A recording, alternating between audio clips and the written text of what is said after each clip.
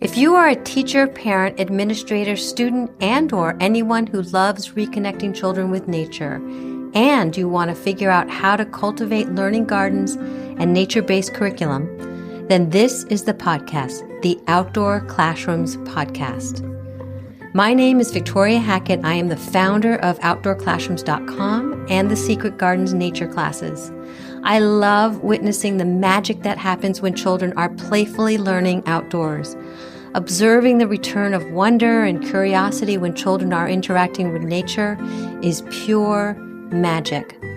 This is the podcast that is going to help you capture children's interest and give you not only inspiration, but some real life strategies that are going to help you figure out how to use the outdoor space, your outdoor space, as a teaching tool, so you can enlighten the playful learning experience for young children. Welcome to our Outdoor Classrooms community.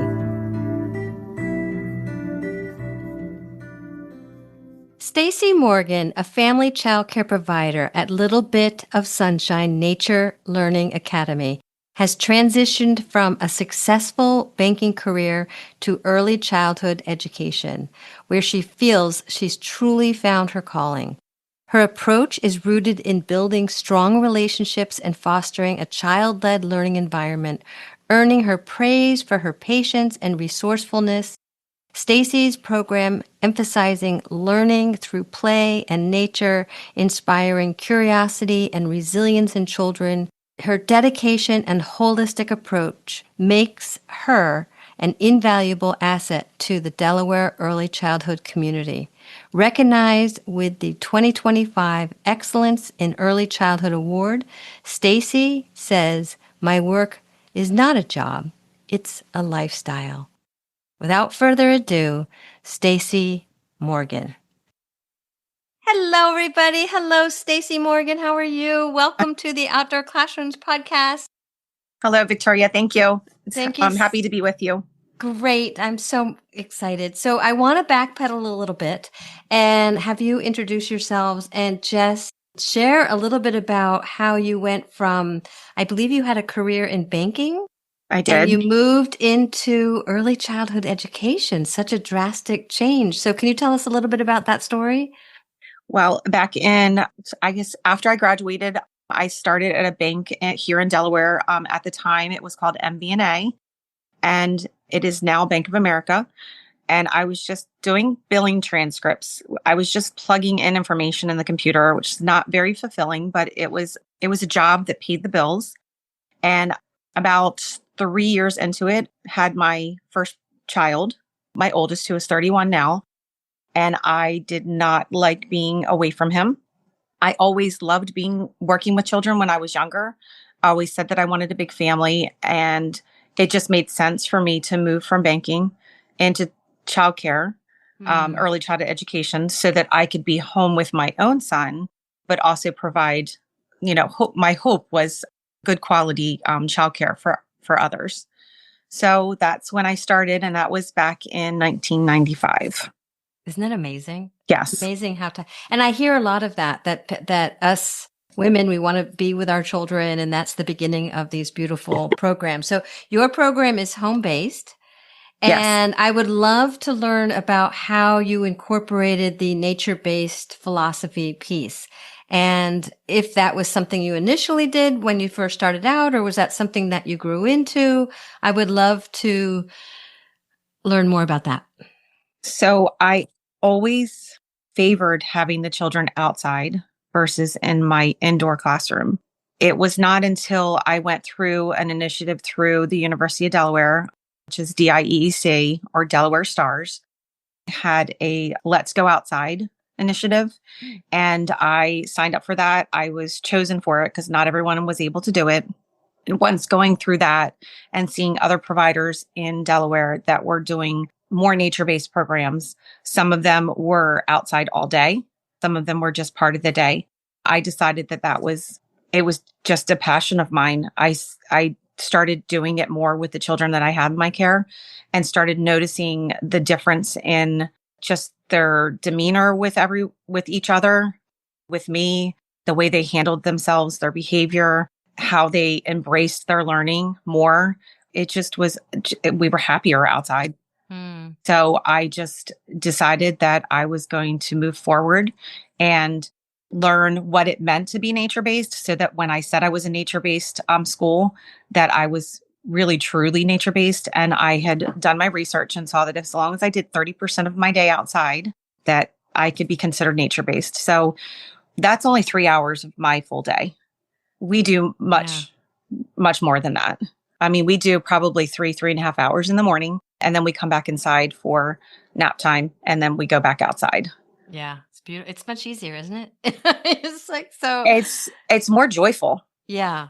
And I guess that's even my next question, which you just answered, but just in terms of that transition, seeing the benefits of the children's behavior and how they are engaging just in their playful learning and how that's different from being indoors versus outdoors. So it's incredible to hear. Yes. That affirmation. So in terms of your daily themes and structures, I think you were talking a little bit about maybe a Math Monday or a Fun Friday. Can you tell us a little bit about how you incorporate nature into these sort of a balanced learning environment? Because some people think, oh, well, if you're outside, you're just at recess and playing all day. So I decided when I was going to be nature-based that I wanted to find not necessarily a curriculum, but a nature guide to show me how I can incorporate how we're learning outdoors when I'm outside with the children. And I stumbled upon a program that was through Huga in the early years. And she had a nature-based study guide that followed the seasons. So it made sense for me because I'm a person that needs to follow the steps, things in chronological order. So we just find things that are happening in our area during these different seasons. You know, we might study the leaves. We might do observations on, like, one year when I started this, it was a very wet autumn. So we had lots of mushrooms to find on our property because we have 2 acres. So we would go on hunts, and we would leave them. We would leave the mushrooms alone. You know, they were taught to respect nature, not to destroy them, not to step on them, so that we could come back and see if they grew larger, you know, if they went away. It was just something that caught the children's attention. And they still, to this day, the children that were with me 2 years ago when I started this, if they spot a mushroom out in the classroom, it's a really big deal. I have to stop what I'm doing. I have to bring my phone. I have to take a picture of it. Now that we have Google Lens, we don't ever not go away with what the name of the mushroom is. Isn't that amazing? It's amazing. It's in a beautiful way, I think, to incorporate that technology into nature-based education. We have knowledge at our fingertips. And I think, yes, computer and screens can be like the enemy, but I think it also can be such an incredible asset. I do. I agree. I believe that there is a place for technology. For me, it's a way for me to tell the children, if they ask what something is, I can say, I'm not sure. Give me a little bit of time and I'll look it up. And then we go back, we do our research. I show them some pictures. So it is definitely a tool that I love to have. Yeah. I love to use my technology for my observations, and of course to post them on my social media, which is really for the parents to see what the children are learning and how they're learning and how being outside is so beneficial. Yeah. Beautiful. So what strategy? So again, you're a home care provider. Do you call yourselves a home care provider? How do you define it? We Family Childcare Provider, but we are now Family Childcare Early Childhood Educators. Yeah. They're trying to change the names for us so that we have more respect. Absolutely. We're not just babysitters. No, and the way I see it is just that your program just happens to be in a space that you have, which is your home. So it's right. It's the same thing. It just happens to be the more intimate setting. Yeah. It is. I believe that you can, we create that closeness and a more of a bond and the connection, which I believe is so important when you connect with the children. It just opens the doors up for that comfort and learning. So with that, what strategies do you use to enable the children just the freedom to explore their interests while engaging in nature. You kind of talked about your property, it being very large and that you can go on these beautiful nature walks. Are there any other examples that you can give? I feel like simple steps, just being intentional with the way I set up my outdoor classroom. The children I have right now favor our mud kitchen, which is not necessarily mud. I know that scares people to hear that. It's not always, I don't always put mud in there. We have dry ingredients that we use. I add nature recipes that can be printed out where they can actually go find the dandelions. We might have dandelion Play-Doh. We might have a time when the dandelions are out. We really focus on that. We have an area that's set up where there's different types of nature, like pine cones and sticks and things where they can do construction. We have dump trucks where they can fill the dump trucks. They can dig and they can dig in the mulch and fill the dump trucks up and stick around. I have a grapevine that was given to me, a structure that a grapevine would not grow on by my neighbor. And I decided to make it have something that it could grow on. So we've been watching the grapes grow.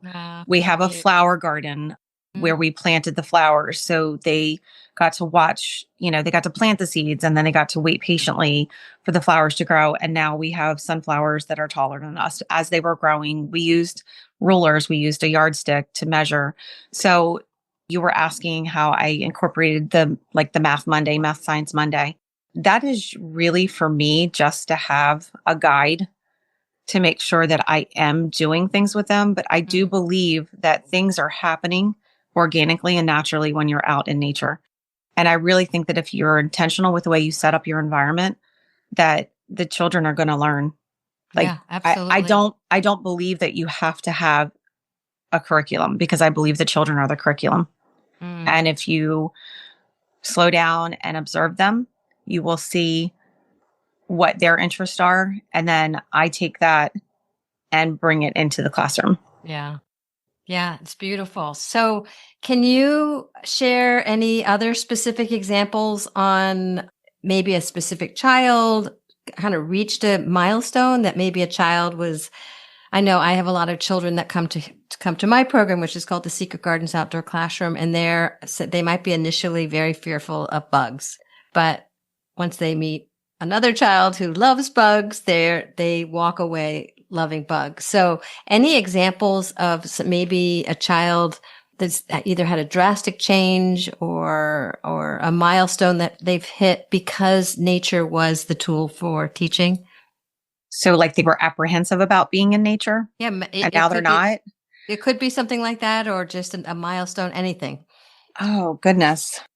Right now you're catching me off guard because I can't really think of, we have challenges. The one specifically that I'm thinking of, this child, it wasn't necessarily being in nature around bugs or other things that we have in nature. It was having the mosquito guy come. Oh, interesting. And she was terrified because when he would pull up, she would just start screaming. Oh, interesting. And just begging me to please go back inside. So we did have that brief time where I had to make sure that I communicated with this company to let me know when they were coming so that we could be inside before they showed up. But she's past that now. So I think it's just... Well, it's such an interesting thing to think about because there's also kids that I think about that sort of have sensory issues. They don't want to or they go into the mud kitchen, they don't want to get muddy, or they don't want to go barefoot on the grass and I'm sure at this point, we don't necessarily have those. No. But when you think initially, there might be some kids, and what we do. So it's fascinating that's right. Not happening in your program. I do believe that you need to have another option if children have sensory issues. Like if they don't want to touch the mud, then maybe just have a water table set up for them. I don't believe in forcing them to do the activity that I have set up or the invitation to play, which is I'm inviting you to come and do this. Right. This is not something you have to do. Yeah. That child may not want to do the sensory play, I do notice this same child's sibling. We may be in a group where all of us are together. There's five, myself and five other students.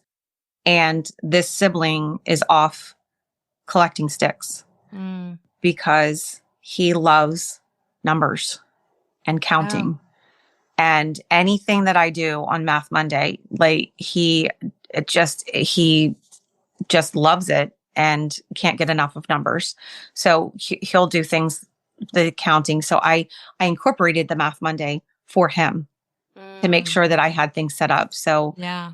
I really focus on each individual child and what they really love, and make sure that at least that I have something for them, intentionally set up every week so that they have that opportunity.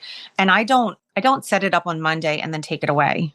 If I'm doing a nature study and I set something out, it stays out if they're interested in it. And when they don't really show an interest in it anymore, then that's when I'll change it over. But I think that you need to leave it there for them to continue to explore and, have it each day instead of it's here today and then it's gone tomorrow.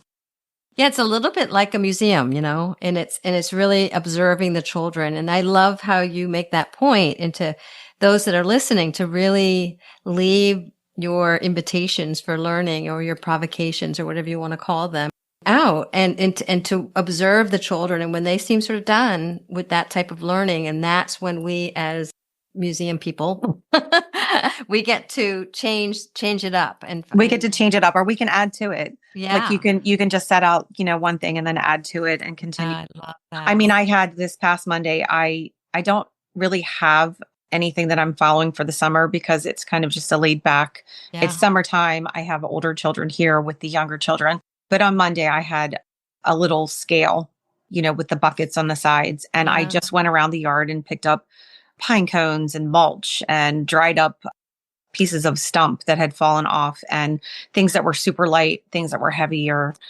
just to see. And I don't say, oh, I have this set up. I leave it there and I wait to see whose attention it's going to catch. Yeah. And then I just watch them. And that is my most favorite part of my job, is to watch the magic happen. Yeah, I do too. So in terms of like activities like drawing shapes in dirt or climbing, how does that contribute to kind of the essential skills in their hand dexterity and strength? How might you incorporate that? I make sure that they have opportunities to climb, swing. I know that we have the climbing dome. So that one I love because there's the scaffolding, so the younger ones can hang from the first bar. I do have a rule that they're not allowed to, like the parents, myself, no one is allowed to help them up. They have to be physically ready to do it themselves, because if they need help up, then they're not going to be able to safely get down. So I do have that rule, and it is really fun to snap those pictures of them when they're first starting. And then a couple years later, they might be halfway. And then when they get to the top and they've successfully done it on their own, it is a huge celebration here. Like I did it, I got to the top. The climbing, like all of those things are so beneficial for early writing, the fine motor skills. I put a lot of things in the mud kitchen or outdoor housekeeping, whatever you want to call it. We made homemade lemonade the other day, but then I took the lemons that we had already juiced over to the mud kitchen, and I had the little juicers that you have to squeeze really hard. Yeah. So they were squeezing the leftover lemons to get more juice out of them. So I do it. I always tell everybody, I slide it in there and the kids don't even realize what they're doing. Yeah. And it's, it's not necessarily this formal sit down, show you how to hold the scissors. There's nothing formal about my program. Yeah. It's I love that. I'd like to say that I want to bring back that old fashioned childhood where the kids we were learning when we didn't even realize we were learning.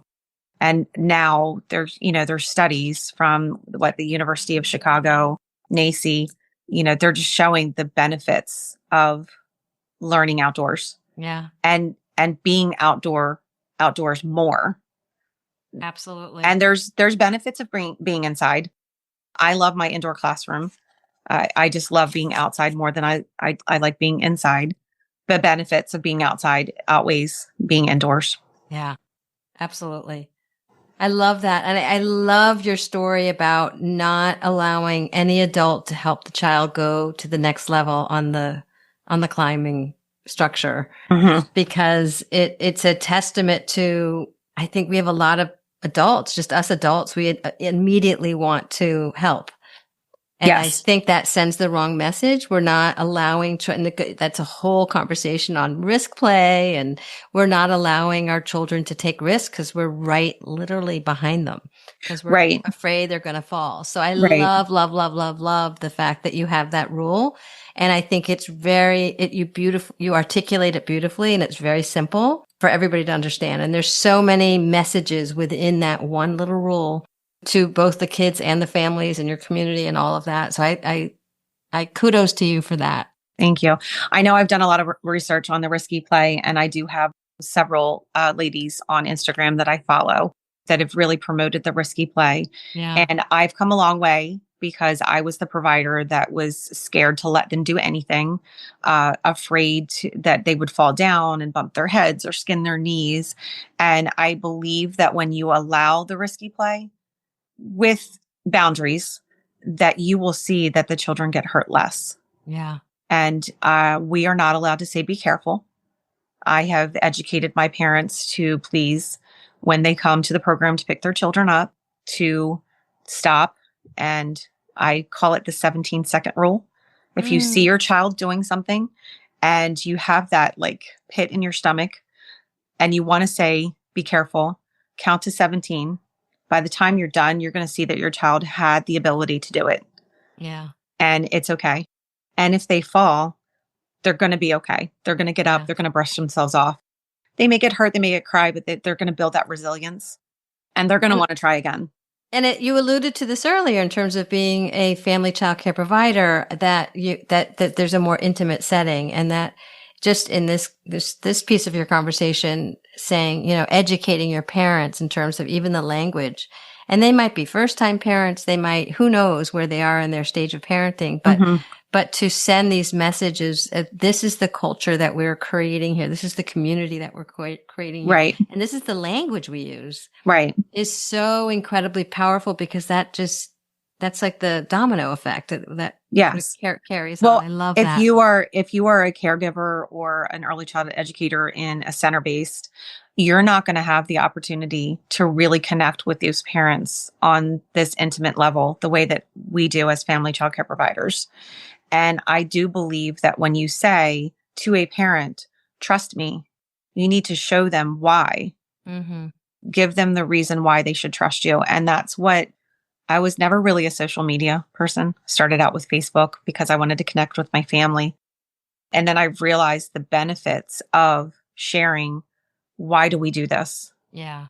Why do I do this with the children? Why am I getting them outside? Why am I working on this skill and that skill? Why am I making sure that I slow down for these children? Why am I not doing worksheets? And I put it in my posts. I will write on there, why is this developmentally correct for birth to 5? Why am I doing this with this infant? Why did I get rid of all of my seats and my swings and my exercisers? I have none of it in my program. And other friends that have, family childcare, they're like, how do you do it with an infant? What do you put them in? And I'm like, I don't put them in anything. They lay on the floor, or they're in my arms, or they're in a high chair to eat food. Yeah. And, they're in a safe environment and they're exposed to nature in the same way that the other children are. I just make sure that I risk assess. I make sure that that they're not going to be climbing on the climber. They're not going to be in the mulch. It's just important. You just think about, what is your why? Why aren't you doing something? Is it because you don't want the mess? You don't want to have to deal with it. You don't want to, you don't want to put that effort in there. So when it's beneficial for the child, you're doing it because it benefits the child. I promise you're going to love your job better. Yeah. It's because you're going to see how they flourish and the joy that they have when they're with you. It's magic. It is. It really is. Yeah, and you just answered a lot of questions under my next heading, which was just challenges that we experience or you experience, and the adaptability. And I think, mixing that risk play in there, communicating with parents, what might be some of the challenges, like weather challenges, in terms of getting your kiddos outdoors, and you've got all different ages and stages. What would be some other challenges? The first thing that comes to mind, which is always the big challenge in terms of, is weather. But any others that just challenges and maybe how you adapt? Clothing, making sure that you have everything that you need for every age. We have Muddy Buddies for rainy weather. Everyone is required when they register with me that during the winter months, they have to have a snowsuit and snow boots that stay here. I have collected and asked any of the parents as they grow out of their snowsuits if I can keep them, Oh, because it's inevitable that someone doesn't have it. And we have our rare here in Delaware snow day. And I don't want to miss the opportunity to get them out in the snow. We do it, the challenge, getting them all ready. yeah. Family childcare, you're one person. So my rule is when we go outside, we are going to be outside as long as it took me to get you ready to go outside. So I feel that it was worth it. I love that. I love your little rules. Yes. That little things that, nuggets that sort of get you to the next, Yes. Climbing over the next mountain. The nuggets that make Miss Stacy Miss Stacy. I absolutely love that. So, it just sounds like a wonderful program. I grew up in Bethesda, Maryland, so we did not get a lot of snow. And when it did snow, everything just shut down because no one knew how to do anything in the snow. So, but I'm currently in Massachusetts and it snows all the time. I was going to say, I don't know that we really shut down.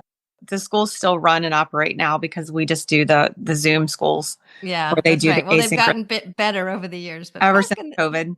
back in the day. Yes. Anyway, so we talked a lot about family and community engagement. It sounds like you have truly just made this exchange and back and forth and how in involving families and creating this incredible community, not only through social media, but through your newsletters and really educating parents on just this beautiful community that you've created, not only with just your actions and modeling it, but also communicating the language and the culture. I love everything about it. So is there anything else you want to add? Is there anything else you want to add about the importance of community engagement?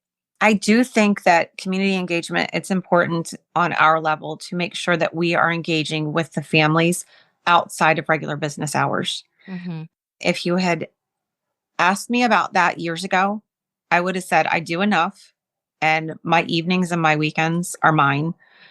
What I have found is that I enjoy spending time with the families outside of regular business hours because I feel like they've become second families. Like it's not just a business. It's a lifestyle. We're family childcare providers. I'm an early childhood educator, but I do believe that my job is who I am.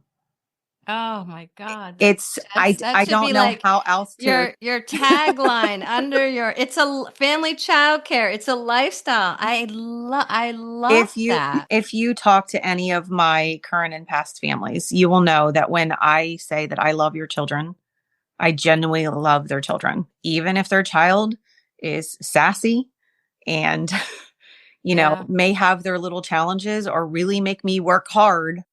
I love them. I think that I have a heart for the children that have behaviors that may be a little more challenging for someone else. I do have a lot of children in my program that have been diagnosed with ADHD because my oldest was. I just think that I have a heart for those children to the point where I just listened to, because I don't have time to read, so I listen to audiobooks. But ADHD is awesome. And it was amazing. And I do believe that ADHD is a superpower. You just have to work on the things that, you need to manage that don't crash into your life and really focus on the positives for those children that have it, because there's not one that hasn't come through my program that doesn't have the ability, like they're very artistic or they're very talented when it comes to music.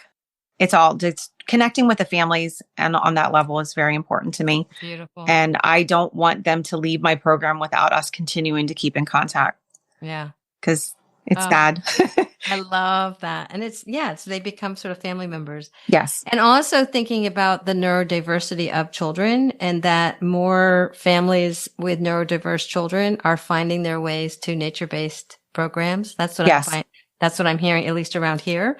Well, is they need more movement. They need more movement. They need more movement. Yeah. And traditional school is not the best place for them. Yeah. And I found this out with my oldest because I pulled him while I was running family childcare and homeschooled him at the same time. Yeah. And, because he needed to be schooled differently. And I think that needs to be okay. And I think that it needs to be looked at, like, not that it's odd, but it's just what that child needs. And when we reach each child and their individual needs, it's okay, because we're all different. We all have different brains. Beautiful. Beautiful. So what are your future plans for your program for enhancing nature-based education? My hands are always in a whole bunch. So I'm so surprised. No, I am currently, I kind of put it on pause because I was working on some other things, but I am currently working on getting accreditation in, it's called the Curiosity Approach. So I have a year into that, and I think I have 2 more years to do it. It is a lot of work, a lot of documentation. So I've paused on that because I really am interested in having my program certified as a nature school. So that's what I'm working on now, because when I do that, it will show the research that's been done of what you need to have in your outdoor space. Yeah. That shows that children are learning and they're getting what they need developmentally as they play. So that's right now, that's my goal, to finish those 2 things and work on a session that I have been approved to do in the First State Childcare Conference in October. So I will be teaching a session, which honestly, if you had told me this a year ago, I would have said no, I think so. Now, which conference is it? This is the First State Childcare Conference in Delaware. Yeah. It's the 4th annual. So this is the 4th year that they've had it. Oh, neat. So I will be doing a session, and I will have a short speech before the keynote speaker. Wow. Fun. Yes. You're on your way, my friend. Yes. Well, I could talk to you all day long. I love all the nuggets that you have shared with us today. Are there any final thoughts that you would like to share with our community? Just let the children play. Let them play. Less structure, more unstructured, and just be intentional with what you have set up so that you feel confident that they're learning as they're playing. Beautiful. Well, thank you so much, Stacy. It was great speaking with you. Thank you for joining us for today's episode. Before we sign off, we have an exciting opportunity for educators looking to bring learning to life outdoors. Consider enhancing your teaching journey with the Outdoor Classrooms Teacher Certification Program. This program empowers educators to transform any outdoor space into a dynamic learning environment. By joining, you'll gain skills to inspire students and foster a deeper connection with the natural world. Interested in making a difference with outdoor learning? Visit www.outdoor-classrooms.com to learn more about enrolling in the certification program. Don't miss the chance to expand your teaching toolkit and inspire the next generation with the joy of outdoor education. Thank you for listening, and remember to subscribe to our podcast for more inspiring content. Until next time, keep inspiring young minds.